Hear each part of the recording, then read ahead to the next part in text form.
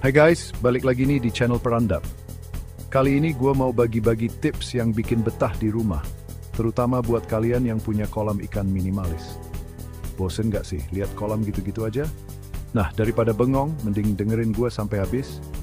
Gue bakal kasih tahu tanaman-tanaman keren yang bisa bikin kolam ikan minimalis kalian naik kelas. Gak cuma bikin cakep, tapi juga punya segudang manfaat buat ikan-ikan kesayangan.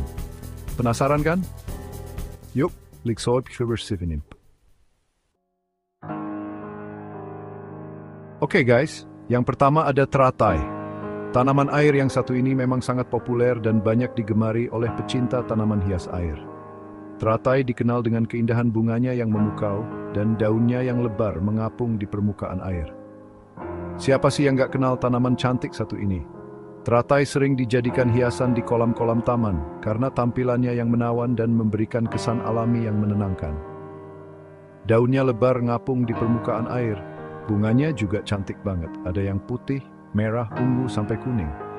Warna-warna ini membuat kolam terlihat lebih hidup dan berwarna. Nah, si teratai ini nggak cuma modal cantik doang guys.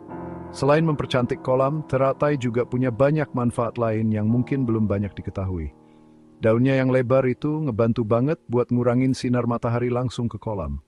Dengan begitu, suhu air kolam bisa tetap stabil dan tidak cepat panas. Jadi, air kolam gak gampang panas dan ikan-ikan pun makin betah. Ikan-ikan di kolam akan merasa lebih nyaman dan terlindungi dari panasnya sinar matahari. Gak cuma itu, teratai juga bisa ngurangin pertumbuhan alga loh. Alga yang berlebihan bisa membuat air kolam menjadi keruh dan tidak sehat untuk ikan. Jadi, air kolam tetap jernih dan gak gampang kotor. Dengan adanya teratai, kualitas air kolam bisa lebih terjaga dan terlihat lebih bersih. Terus, daun-daun. Teratai yang lebar ini juga bisa jadi tempat berteduh yang nyaman buat ikan-ikan dari terik matahari. Seru kan? Perawatannya juga gampang banget. Ikan-ikan bisa berlindung di bawah daun-daun teratai yang lebar sehingga mereka tidak mudah stres. Cukup ditanam di pot berisi tanah liat, terus taruh deh di dalam kolam dengan kedalaman sekitar 30-60 cm. Beres! Trinikel ultumofinem petrius unnamed bervecting betrol dan tumukens correcting ini. Kasih? Tunggu balik sih. Yat, tunggu watari. Lanjut guys, sekarang kita bahas eceng gondok. Tanaman yang satu ini pasti udah nggak asing lagi dong. Iya, si mungil yang suka ngapung di air dengan daun hijau bulat dan akar yang menjuntai. Tapi jangan salah guys. Meskipun kecil-kecil cabai rawit, eceng gondok ini punya manfaat yang luar biasa loh. Tahu nggak sih? Dia bisa nyerap racun dan logam berat dalam air. Keren banget kan? Jadi eceng gondok ini bisa membantu menjaga kebersihan air di kolam atau danau. Selain itu, tanaman ini juga bisa menyerap nutrisi berlebih yang ada di air sehingga mencegah pertumbuhan alga yang berlebihan. Nggak cuma itu, eceng gondok juga bisa jadi tempat berteduh yang nyaman buat ikan-ikan kecil.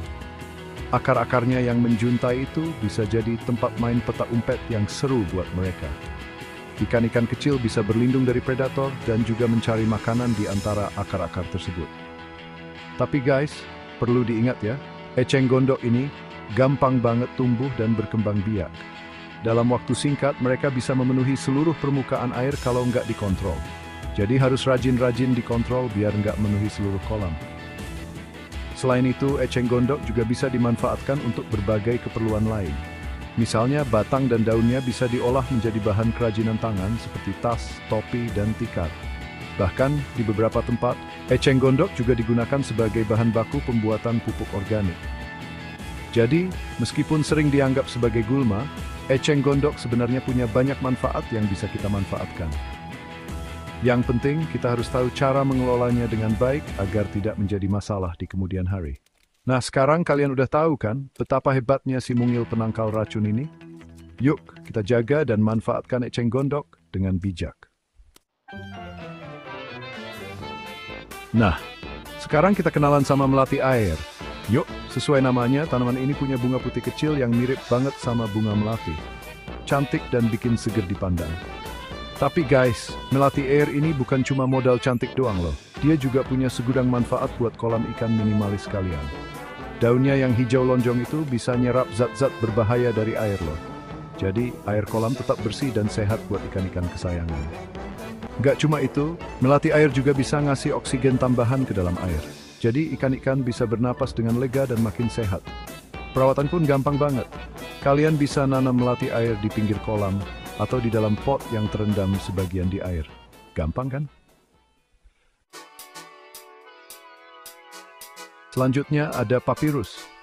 Tanaman yang satu ini punya batang yang tinggi dengan ujung daun seperti payung.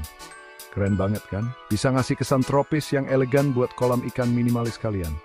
Tapi guys, papirus ini bukan cuma modal gaya doang loh. Dia juga punya segudang manfaat buat kolam ikan kalian. Papirus bisa nyerap kelebihan nutrisi di air guys. Jadi air kolam tetap jernih dan gak gampang keruh.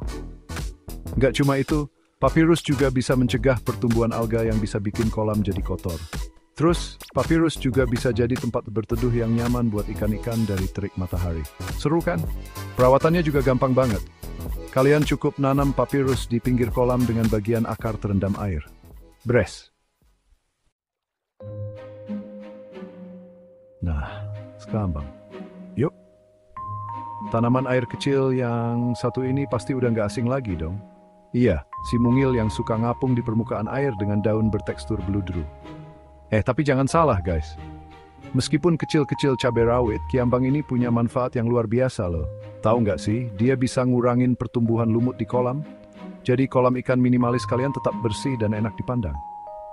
Nggak cuma itu, kiambang juga bisa jadi tempat berlindung yang nyaman buat ikan-ikan kecil loh.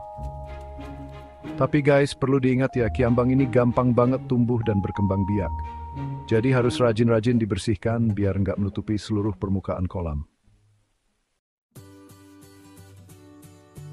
Oke guys, selanjutnya ada anubias. Tanaman air yang satu ini punya daun hijau tebal yang bikin adem dipandang. Biasanya sih, anubias ditanam di dasar kolam atau di atas bebatuan. Nah, anubias ini cocok banget buat kalian yang nggak mau ribet guys. Soalnya, tanaman ini gampang banget dirawat. Nggak cuma itu, anubias juga bisa jadi tempat persembunyian yang asik buat ikan kan loh. Terus, anubias juga bisa nambah nilai estetika kolam ikan minimalis kalian. Jadi, makin cakep deh. Prawalt sit twimbang banget. Solium sing wolf pain lisi media bem atulchen to fill roll substrat nana.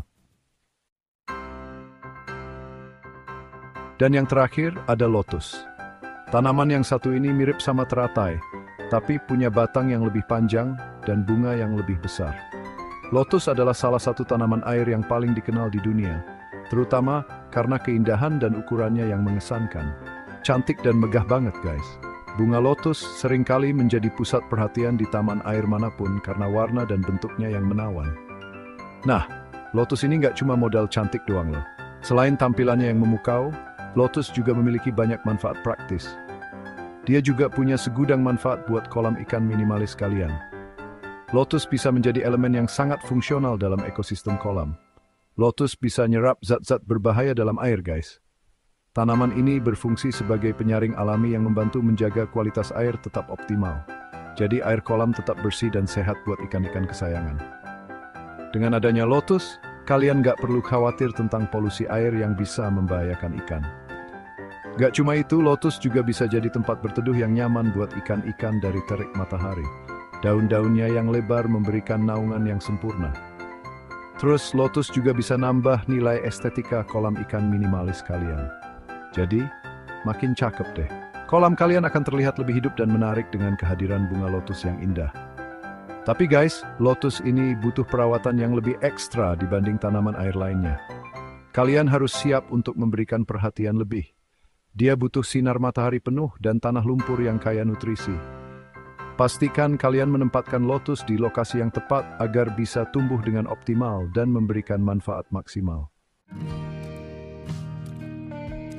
Gimana guys?